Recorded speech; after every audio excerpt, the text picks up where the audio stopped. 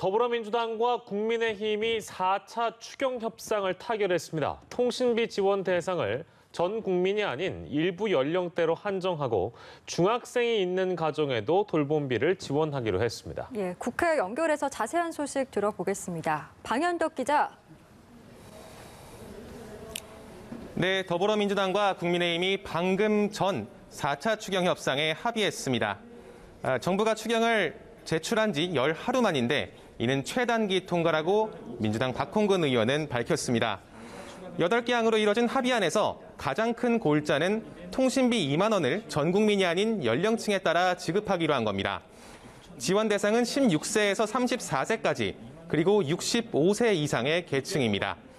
이렇게 통신비 예산 9,300억 원 중 5,200억 원을 절감해서 초등학생 가정까지만 지급하기로 했던 돌봄 지원을 중학생 가정까지 확대하기로 했습니다.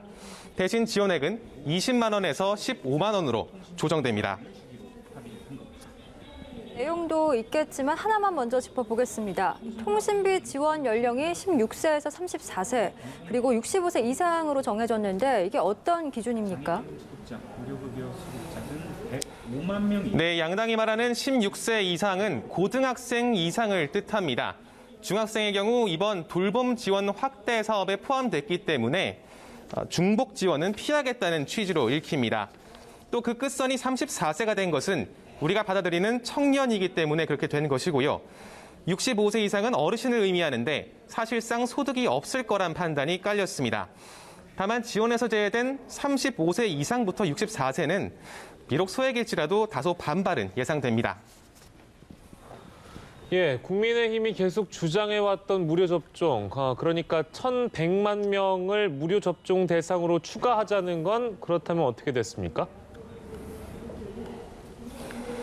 네, 독감 백신은 무료 접종 대상에 의료급여 수급자와 장애인 105만 명을 추가하는 선에서 합의를 했습니다. 이미 민간 공급 백신이 병원에 팔려서 1,100만 명이나 무료로 지원하기는 어렵다는 전문가들의 판단 때문입니다. 국민의힘 주호영 원내대표가 어젯밤 직접 정은경 질병관리청장과 통화하면서 이런 사실을 확인하기도 했다고 합니다. 또 양당은 전 국민 20%, 약 1,000만 명에 대한 코로나 백신 물량 확보 예산도 편성키로 했습니다.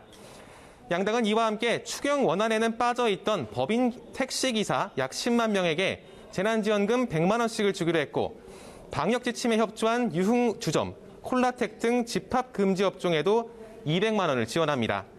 인천에서 발생한 라면 형제 사건과 관련해서도 사각지대에 놓인 위기아동을 보호하기 위한 예산 47억 원도 반영했습니다. 네, 국민들 입장에선 이런 지원을 언제까지 받아볼 수 있느냐가 가장 큰 관심일 것 같은데 앞으로의 일정은 어떻습니까?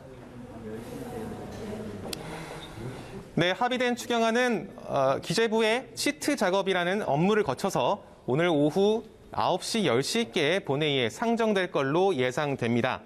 여야가 기존 합의대로 오늘 추경안을 처리하게 되면서 4차 추경 지원금의 추석 전 지급도 상당 부분 가능해질 전망입니다. 한 해에 4차례 추경을 편성한 건 59년 만에 처음입니다. 지금까지 국회에서 전해드렸습니다.